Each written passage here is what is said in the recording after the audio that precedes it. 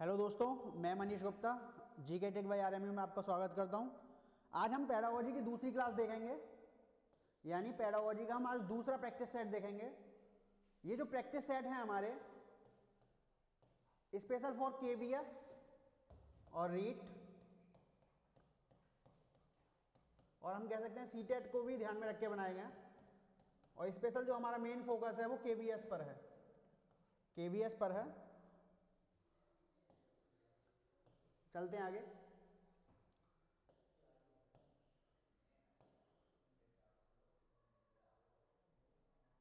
Question number 1 है, question number 1 है, प्रथम पीढ़ी के शिक्षार्थी सबसे अधिक कठिनाई महसूस करते हैं। जो प्रथम पीढ़ी के शिक्षार्थी होते हैं वो सबसे अधिक कठिनाई कहां महसूस करते हैं?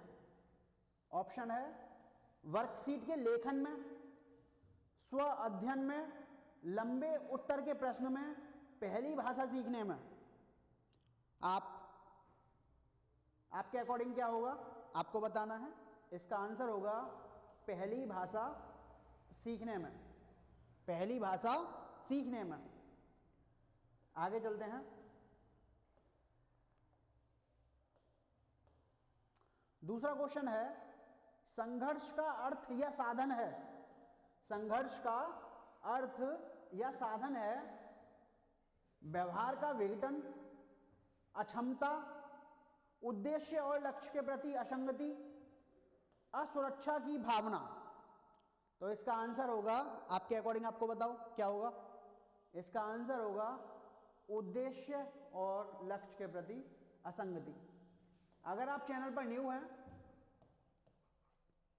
तो चैनल को सब्सक्राइब कर लें,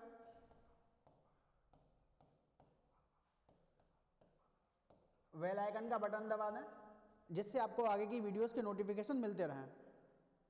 केवीएस से रिलेटेड हमारे प्रैक्टिस सेट आते रहेंगे और आपकी तैयारी को और आपकी सफलता को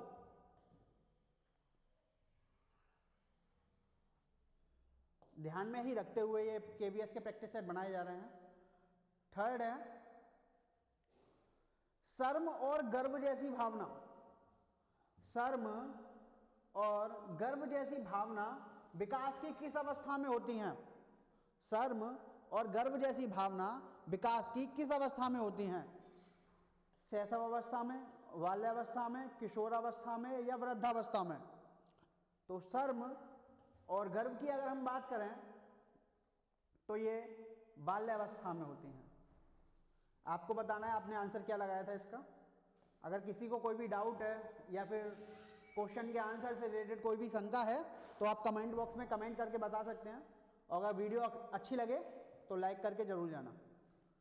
क्वेश्चन नंबर 4 है, एनईपी 2020 न्यू एजुकेशन पॉलिसी 2020 ने कौन सा कोर्स बंद करने के बारे में कहा है? एमफिल है, पीएचडी है, एमएड है, बीएड है? तो एनईपी 2020 ने एमफिल को बंद करने के लिए कहा है, एमफिल को बंद करने के लिए कहा है। आगे चलते हैं। क्वेश्चन नंबर 5 है,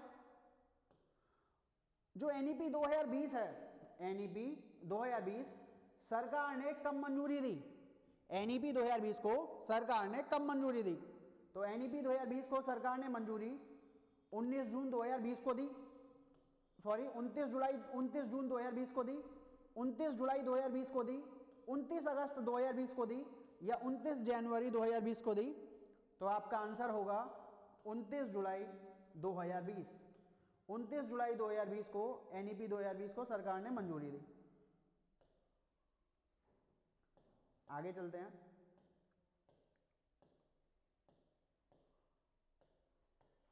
क्वेश्चन नंबर 6 है, संविधान की किस धारा में, संविधान की किस धारा के अंतर्गत, संविधान के किस धारा के अंतर्गत 14 वर्ष तक की आयु के बच्चों को, 14 वर्ष तक की आयु के बच्चों को अनिवार्य शिक्षा प्रदान, अनिवार्य शिक्षा प्रदान करने का प्रावधान है या प्रावधान किया गया है? ऑप्शन है 40 अनुच्छेद 40, अनुच्छेद 42, अनुच्छेद 45, अनुच्छेद 50, आपके आगे 4 ऑप्शन है, तो इसका आंसर होगा अनुच्छेद 45, अनुच्छेद 45। आगे चलते हैं। अगर आप चैनल पे न्यू हैं तो चैनल को सब्सक्राइब कर लें। क्वेश्चन नंबर 7 है, निशुल्क और अनिवार्य बाल शिक्षा का अधिकार अधिनियम 2009, निशुल्क और अनिवार्य बाल शिक्षा का अधिकार अधिनियम 2009 की कौन सी धारा राज्य सरकार को नियम बनाने की शक्ति देती है? बहुत ज्यादा इंपॉर्टेंट क्वेश्चन है। धारा 35, धारा 36, धारा 37, धारा 38। तो इसमें आंसर क्या होगा आपका? इसमें आंसर होगा धारा 38, धारा 38। आगे चलते हैं। क्वेश्चन नंबर 8 है, किसने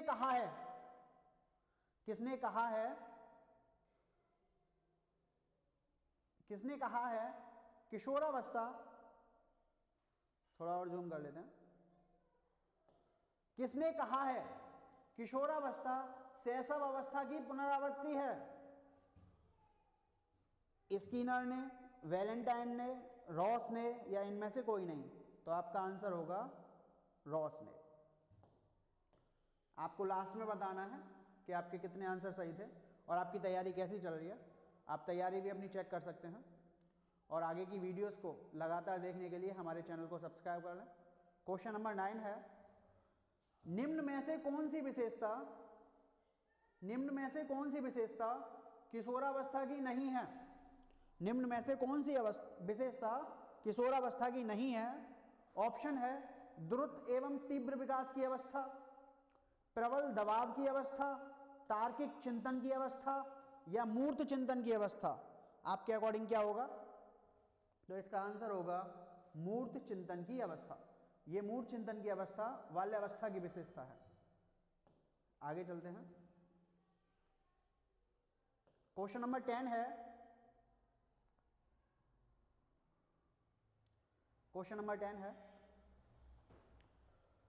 किशोरावस्था की ऐसी आदत जिसमें खुद को भूखा रखने की प्रवृत्ति होती है तथा यह ज्यादातर बालिकाओं में पाई जाती है, ऐसी अवस्था को कहा जाता है।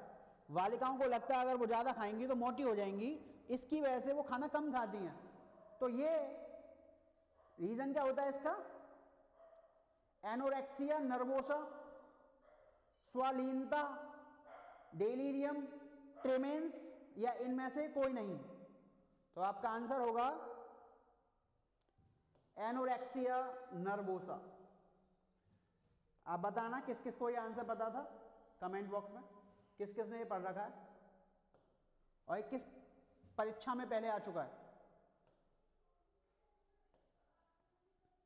क्वेश्चन नंबर 11 है, प्राथमिक शिक्षा वाले शिक्षकों की शिक्षकों के शिक्षा शास्त्रीय विषय में निम्नलिखित में से कौन से हैं? ऑप्शन है आपके नंबर 1 प्रस्तावित एवं वर्तमान विधियों में संबद्धता, ऑप्शन 2 है परंपरागत शिक्षण शैली, प्रस्तावित शिक्षण शैली, नवाचारी शिक्षण शैली।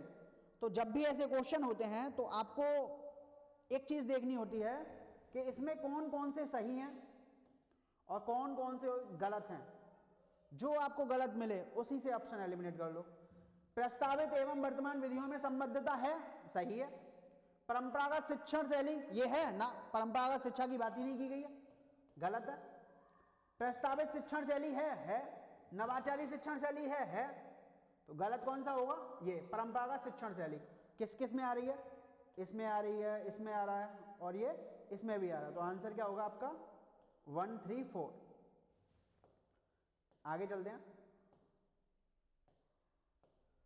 क्वेश्चन नंबर 12 है, सैद्धांतिक शिक्षण के प्रमुख विषय के रूप में सैद्धांतिक शिक्षण के प्रमुख विषय के रूप में व्याख्या महत्वपूर्ण है, क्योंकि इससे जानकारी मिलती है। व्याख्या महत्वपूर्ण है क्योंकि इससे जानकारी मिलती है। क्या जानकारी मिलती है? देखते हैं आगे। ऑप्शन है व्यावसायिक पाठ्यक्रम की जानकारी मिलती है, पाठ्य सहगामी क्रियाओं के महत्व की जानकारी मिलती है,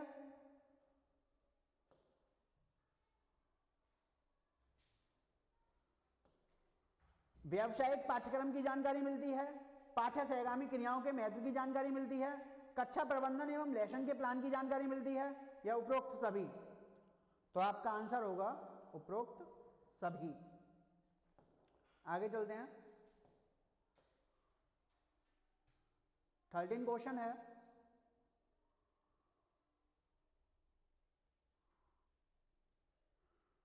विज्ञान से अभिप्राय है। विज्ञान से, जो विज्ञान होता है, विज्ञान से अभिप्राय के संबंध में निम्नलिखित में से क्या सही है? विज्ञान एक विषय है, विज्ञान एक सोच एवं मनोवृत्ति है, विज्ञान प्रामाणिक व्यवहार है, या उपरोक्त सभी। तो विषय है ये तो पता ही है, सोच एवं मनोवृत्ति है ये भी बात सही है, प्रामाणिक व्यवहार है ये भी बात सही है। इसका आंसर होगा उपरोक्त सभी। आगे चलते हैं। क्वेश्चन नंबर 14 है, शैक्षिक प्रबंधन में प्रबंधन को किस अनुशासन में रखा गया है? शैक्षिक प्रबंधन में प्रबंधन को किस अनुशासन में रखा गया है?